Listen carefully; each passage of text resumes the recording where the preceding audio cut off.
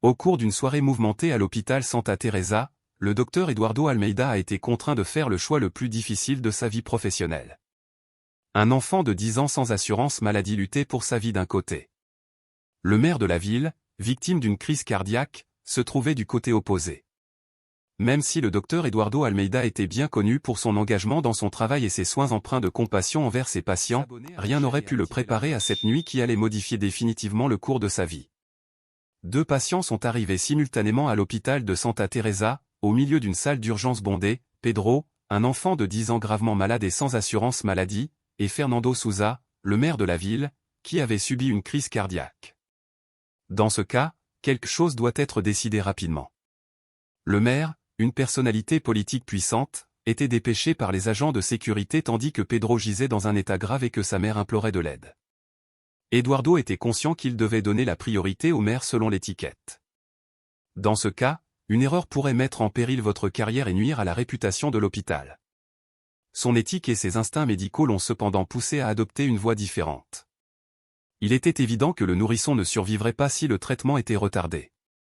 Eduardo était conscient qu'il désobéirait à son engagement de sauver des vies, quelle que soit la situation socio-économique du patient, s'il respectait strictement les réglementations. Il a décidé d'agir et a commencé à soigner Pedro malgré les objections de ses collègues. Ses yeux, à la fois pleins d'espoir et abattus, se tournèrent vers le jeune. Le maire attendait dans une autre pièce au même moment, et une tension silencieuse s'abattit sur l'espace. Le choix d'Eduardo était très important.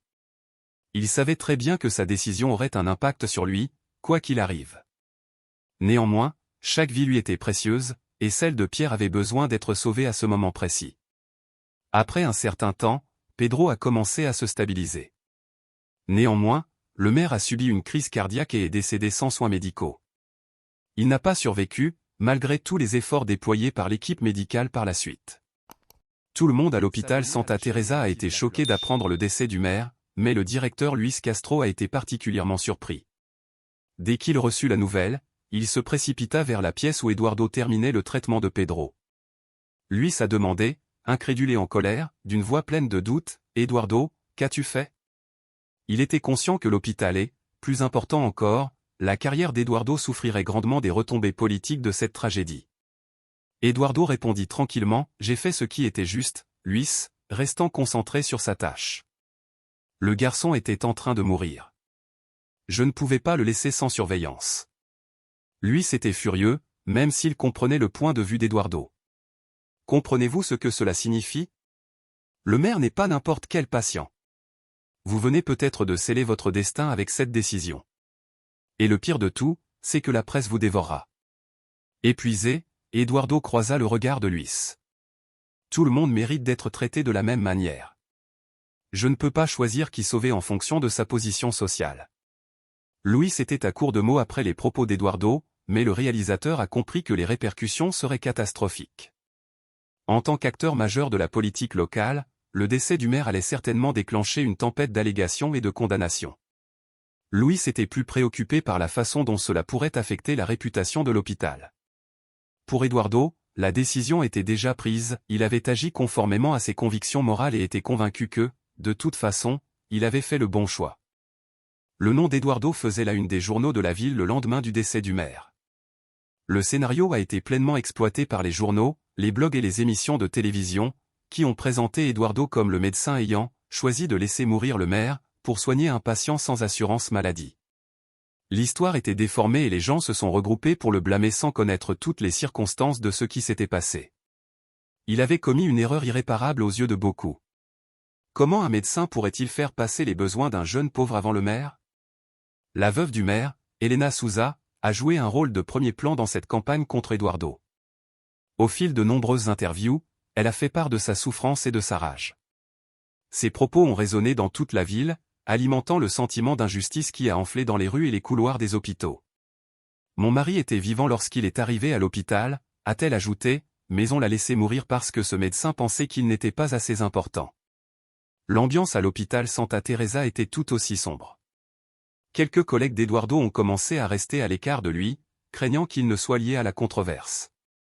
Sous la direction de Luis Castro, l'administration a tenté de contrôler la situation, mais le médecin au cœur de la tempête n'était pas au centre de l'attention, mais plutôt l'institution. Même si Eduardo était conscient d'être utilisé comme bouc émissaire, il a maintenu son choix. Néanmoins, il commençait à ressentir le poids de l'isolement et de la tension. Au milieu de tout ce chaos, Eduardo a connu un bref moment de calme. Pedro essayait de se concentrer sur son travail en fin de journée lorsque Donna Isabel, sa mère, est venue lui rendre visite. Malgré les larmes aux yeux, elle avait un sourire reconnaissant sur le visage. « Docteur Eduardo, dit-elle d'une voix tremblante, je suis juste venue vous remercier. Vous avez sauvé la vie de mon fils. Je ne pourrai jamais vous remercier pour ce que vous avez fait pour nous. » La poitrine d'Eduardo commença à chauffer. Ces déclarations simples mais sincères étaient exactement ce qu'il avait besoin d'entendre. Cette personne a reconnu l'importance de son choix face à tant de critiques et de reproches. Il a modestement répondu « Je fais juste mon travail, Donna Isabel. » Pedro est un garçon fort. Il va complètement récupérer. La gratitude de Donna Isabel contrastait fortement avec la haine extérieure qu'éprouvait Eduardo. Cela lui a rappelé son choix de carrière. En tant qu'étudiant en médecine, il avait juré de sauver des vies, peu importe qui était le patient ou il se trouvait dans la hiérarchie sociale. Et même si la plupart des gens se concentraient sur la disparition du maire, Eduardo était conscient qu'il avait rempli son devoir en sauvant Pedro. Le courage de continuer est venu de ce moment de connexion avec la mère de Pedro. Il était conscient que la lutte était loin d'être terminée, mais s'il y avait une chose en laquelle il croyait fermement, c'était qu'il devait s'en tenir à ses convictions, quoi qu'il arrive. La situation d'Eduardo s'est encore aggravée quelques jours après les faits lorsqu'il a reçu une convocation à une audience disciplinaire à l'hôpital Santa Teresa.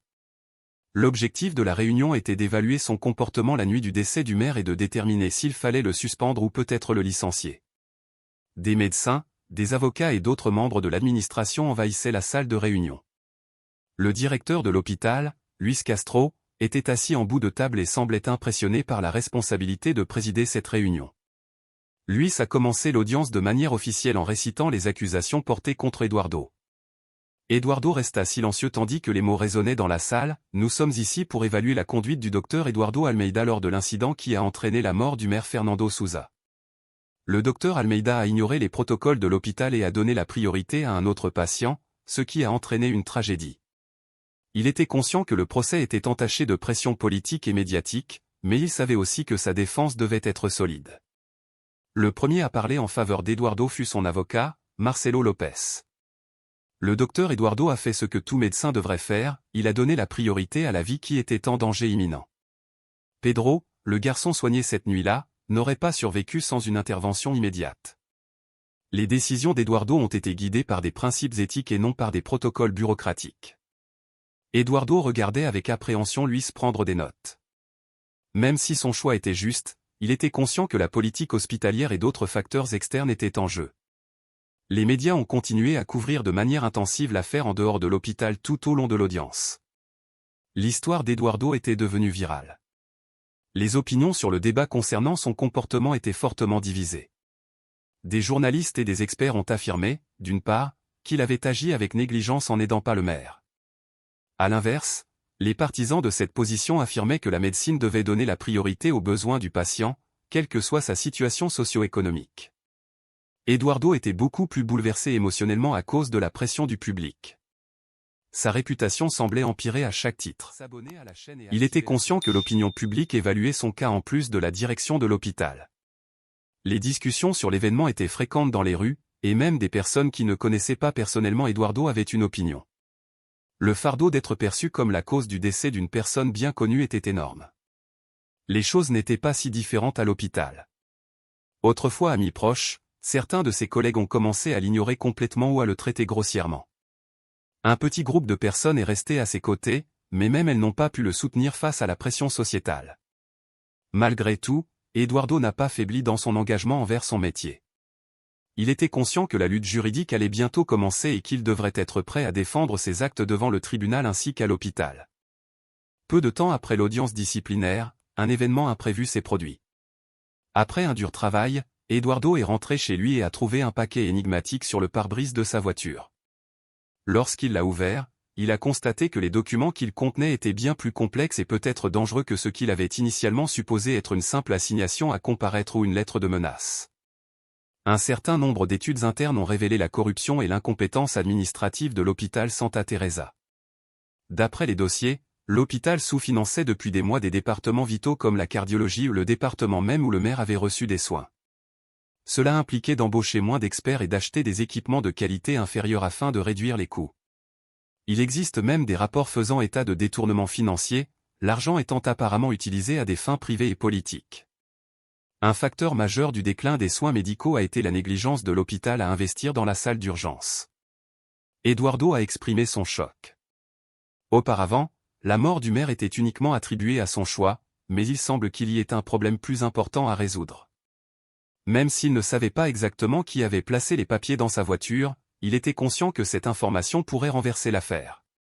Brusquement, l'enquête a détourné son attention de son jugement médical vers les actes sans scrupules qui avaient mis en danger non seulement la vie du maire, mais aussi celle de tous les patients de l'hôpital. Eduardo se trouvait dans une situation difficile, car il connaissait les conséquences potentielles de ses déclarations. Si le contenu des dossiers était rendu public, cela pourrait mettre davantage de pression sur l'hôpital et peut-être conduire à sa disparition. Il était cependant conscient qu'il devait prendre cela au sérieux et qu'il ne pouvait pas l'ignorer. Il y avait un risque pour la sécurité des patients ainsi que pour l'intégrité du système de santé. Eduardo, déterminé à faire le bon choix, a décidé de confronter Luis Castro au sujet du problème, en espérant qu'entre eux, ils pourraient trouver une solution. Le lendemain, Eduardo s'est rendu directement au bureau de Luis Castro. Sans un mot, il déposa les documents sur le bureau du directeur dès son entrée. Surpris, Luis lança au médecin un regard perplexe et inquiet avant de ramasser les documents et de commencer à les étudier. Son regard passa de l'incrédulité à la terreur alors qu'il parcourait les découvertes. Il marmonna, « Cela ne peut pas être réel », tout en feuilletant page après page. « C'est réel », dit Eduardo d'un ton grave. « Ces documents étaient dans ma voiture. Quelqu'un à l'intérieur veut que tout cela soit révélé. Luis, la mort du maire n'est pas seulement due à ma décision de donner la priorité à un autre patient. L'hôpital s'effondre, et vous le savez. » Visiblement effrayé, Luis ferma les documents et inspira profondément. Il était conscient que la direction et même les politiciens locaux étaient complices des coupes budgétaires et des activités sans scrupules détaillées dans les articles, c'est pourquoi il a déclaré, « Si cela est rendu public, ce sera la fin de l'hôpital, Eduardo. Et ce pourrait être la fin. De nos carrières aussi. Une telle révélation déclencherait un scandale sans précédent. » Ferme dans sa position, Eduardo a répondu, « Je m'inquiète pour la vie des personnes qui font confiance à cet hôpital, Luis.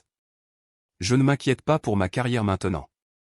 Nous devons affronter cette situation de front avant que d'autres vies ne soient mises en danger. » Malgré sa panique initiale, Luis a commencé à réaliser à quel point la situation était grave. Eduardo avait raison, il le savait. Même si cela provoquait un bouleversement politique et une atteinte à la réputation, il fallait que la vérité éclate. Après une longue discussion, les deux hommes ont convenu d'ouvrir une enquête interne et de fournir les informations aux autorités compétentes. Il était temps d'admettre nos fautes et de repartir de zéro l'hôpital. Après qu'Eduardo et Luis aient établi une alliance, une série d'événements s'est produite dans les semaines suivantes et a commencé à modifier la trajectoire du procès. Lors d'une audience au tribunal au cours de laquelle des témoins ont été amenés à témoigner sur le comportement d'Eduardo la nuit de la mort du maire, le premier rebondissement significatif a eu lieu. À la stupéfaction générale, le docteur João Peva, un cardiologue réputé qui avait travaillé aux côtés d'Eduardo pendant des années à l'hôpital Santa Teresa, a été l'un des premiers témoins. Mais il semble que le docteur Peva avait d'autres projets. Il a commencé à critiquer les choix d'Eduardo dans son témoignage. « J'apprécie qu'il ait pris une décision difficile ce soir-là », a déclaré Peva, mais ce qu'il a fait a mis le reste de l'équipe à rude épreuve. Le maire aurait peut-être survécu s'il avait été soigné en premier. Eduardo a été imprudent en ne donnant pas suite. Réglementation médicale. Le témoignage de Peva a porté un coup dur à Eduardo, bien qu'il soit resté calme pendant l'audience, les paroles de son ancien collègue l'ont profondément touché, il savait qu'il avait fait la bonne chose, mais il était difficile de se laisser trahir par quelqu'un qui s'était autrefois tenu à ses côtés. Le tribunal est resté silencieux pendant que la défense d'Eduardo tentait de réfuter les accusations de Peva, mais le mal était déjà fait. Cependant, la donne a encore changé le même jour, lorsque Mariana, infirmière à l'hôpital communautaire où avait travaillé Eduardo, a été appelée à témoigner. Son rapport était complètement opposé à celui de Peva. Elle a décrit comment Eduardo avait sauvé d'innombrables vies dans la communauté, souvent dans des conditions extrêmes. Il est arrivé dans notre hôpital à un moment critiqué, sans lui, beaucoup de nos patients ne seraient pas en vie aujourd'hui, a déclaré Mariana, d'une voix ferme et émue. Son témoignage a apporté un nouveau souffle à l'affaire, montrant que les décisions d'Eduardo ont toujours été guidées par l'éthique et la nécessité de sauver autant de vies que possible. Cette journée s'est terminée de manière inattendue, puisque la défense d'Eduardo a été informée, pendant une pause judiciaire, que de nouvelles preuves avaient fait surface, une vidéo d'une caméra de sécurité prise la nuit de l'incident à l'hôpital Santa Teresa.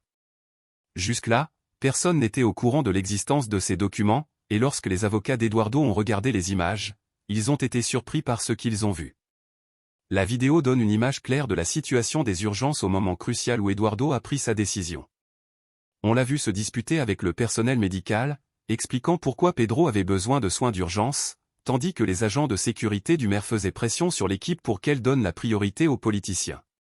Les photos démontraient le sang-froid d'Eduardo et sa volonté inébranlable de sauver la vie du garçon malgré les menaces et les pressions extérieures. Il était également clair que sa décision avait été prise uniquement en raison de l'urgence de la situation. Cette vidéo a constitué un tournant crucial dans l'affaire, car elle a permis à la défense d'Eduardo de démontrer que la mort du maire n'était pas le résultat d'une négligence, mais plutôt une confluence de facteurs allant au-delà de ses actes. De plus, l'enregistrement démontre que même après avoir soigné Pedro, Eduardo avait essayé d'aider le maire, mais que les conditions instables de l'hôpital et le manque de ressources ont contribué à cette issue tragique. Les médias, qui avaient auparavant présenté Eduardo comme le méchant, ont commencé à changer de ton lorsque la vidéo a été projetée au tribunal. Tout le monde pouvait enfin voir ce qui s'était réellement passé cette nuit-là, et l'affaire commençait à être vue sous un nouvel angle, Eduardo, qui semblait condamné, ayant désormais une réelle chance d'être acquitté. L'attention s'est déplacée vers les échecs systémiques de l'hôpital et les défis auxquels sont confrontés les médecins pour faire de leur mieux avec les ressources limitées dont ils disposent. Le jury, l'accusation et même le juge ont été clairement surpris par les nouvelles informations présentées, et le tribunal est donc resté silencieux. Jusque-là, le récit dominant était qu'Eduardo avait négligé le maire Fernando Souza, ce qui a finalement conduit à sa mort. Mais la vidéo montre clairement qu'Eduardo a pris sa décision en fonction de l'état grave de Pedro et des limites de l'hôpital. Le procureur a semblé hésitant à la reprise du procès, affaiblissant sa ligne d'attaque antérieure axée sur la négligence d'Eduardo. Il a tenté de recentrer l'argument en faisant valoir que, compte tenu de l'importance politique du maire, le médecin aurait dû lui accorder la priorité, même avec les nouvelles preuves. Cependant, Marcelo Lopez, l'avocat de la défense d'Eduardo, a rapidement réfuté ce raisonnement en affirmant que la médecine ne distingue pas les patients en fonction de leur importance politique ou sociale. Le docteur Eduardo a adhéré au serment d'Hippocrate, qui place la vie de chaque personne au-dessus de toutes les autres en fonction des besoins plutôt que du statut. Mariana, l'infirmière de l'hôpital communautaire, a également marqué le jury par son témoignage. Il a décrit le travail d'Eduardo dans des circonstances difficiles et son engagement à sauver des vies dans des situations difficiles, ce qui a solidifié l'image d'un médecin motivé par un fort sens du devoir. Mariana n'était pas la seule patiente à offrir son soutien, plusieurs de ses patients ont écrit des lettres au tribunal, racontant comment Eduardo leur avait sauvé la vie à des moments cruciaux. À ce moment-là, l'accent du procès était passé de la simple condamnation d'un médecin pour une décision controversée à la prise en compte également des défis rencontrés par les professionnels de la santé lorsqu'ils prenaient des décisions dans des environnements désorganisés et sous-équipés. Eduardo, le principal accusé au début de l'affaire, était désormais un opposant virulent aux pratiques négligentes de l'hôpital et aux pressions politiques qui empêchaient la fourniture de soins. La salle d'audience était bondée lorsque le juge a finalement annoncé que le verdict serait lu. Les journalistes, les collègues d'Eduardo et les membres de la communauté attendaient tous de voir comment l'affaire allait se dérouler. Il y eut un silence complet lorsque le juge commença à parler. Il a reconnu que l'affaire avait été difficile et chargée d'émotions, mais a souligné que le témoignage, la vidéo et les preuves présentées avaient révélé la vérité sur ce qui s'était réellement passé la nuit du décès du maire. Dans son discours d'adieu, le juge a souligné, le docteur Eduardo Almeida, plutôt que d'agir avec négligence, a choisi de soigner Pedro devant le maire Fernando Souza pour des raisons éthiques et médicales. Ce tribunal a conclu qu'il n'y avait pas suffisamment de preuves pour condamner le docteur Eduardo pour imprudence ou acte répréhensible. Il a ensuite déclaré Eduardo exempt de toute accusation, déclarant « Le système de santé est défectueux et malheureusement le maire n'a pas survécu, mais ce n'est pas dû à l'incompétence ou à la négligence de l'accusé. » Un soupir de soulagement fut poussé par Eduardo, qui était resté calme jusque-là. Il avait été acquitté, mais il savait que la victoire n'était qu'un début. Malgré son épuisement, Eduardo se sentait revigoré, prêt à se battre pour quelque chose de plus grand. Il savait que les failles du système hospitalier qui avaient contribué à la mort du maire devaient être révélées et corrigées. La salle a éclaté en murmures, et peu après, des applaudissements ont éclaté de la foule. Il y avait une foule qui attendait à l'extérieur du tribunal et les journalistes voulaient entendre ses pensées. Cependant, Eduardo a d'abord parlé à la mère de Pedro, qui l'a serré dans ses bras en larmes et lui a dit « Merci encore, docteur ». Eduardo a ensuite souri et a déclaré « Cette affaire a montré que la médecine est une question de décision difficile. Cependant, ce n'est pas aussi simple que de choisir quelqu'un à sauver. Il s'agit de s'assurer que les professionnels de la santé disposent des outils et du cadre nécessaires pour accomplir leurs tâches aussi efficacement que possible. Ce n'est que le début des changements que nous devons opérer pour garantir que des tragédies comme celle-ci ne se reproduisent plus, et non la conclusion de la lutte. » Avec le soutien de la communauté et de ses confrères médecins, Eduardo est devenu un acteur clé dans la réforme du système de santé publique de la ville et, dans les jours qui ont suivi, lui et Luis Castro ont présenté au tribunal les documents qui avaient révélé la corruption dans l'hôpital. Autorité compétente. Les enquêtes qui ont suivi ces plaintes ont conduit à un certain nombre de changements dans la direction de l'hôpital Santa Teresa et les pratiques de corruption ont été progressivement éliminées. Après des mois de lutte et d'échecs, Eduardo a accepté une nouvelle opportunité lorsqu'on lui a demandé, avec son mentor, Claudio Medero, de prendre en charge la gestion d'un hôpital communautaire en difficulté. Il y voit une nouvelle opportunité de poursuivre son travail, axé sur la fourniture de soins médicaux de haute qualité aux membres les plus vulnérables de la société. Son histoire inspirante de ténacité et de courage a non seulement changé sa vie, mais a également inspiré de nombreuses autres personnes qui partageaient sa conviction que chacun devrait avoir accès à des soins de santé de haute qualité.